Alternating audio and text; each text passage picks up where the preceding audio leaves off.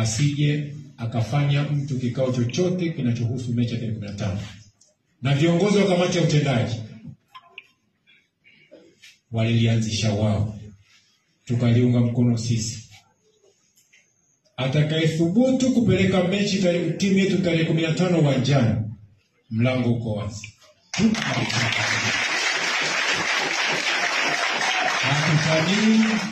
Hatutanii wala tufanye maigizo. Tuko tayari kwa adhabu yoyote watakayo inafaa kwetu. Kwa kiongozi anayeona kwamba tarehe 15 apeleke mechi, tunawaambia kuanzia injinia mpaka wa mwisho, mlango uko wazi, atuachie kila mtu.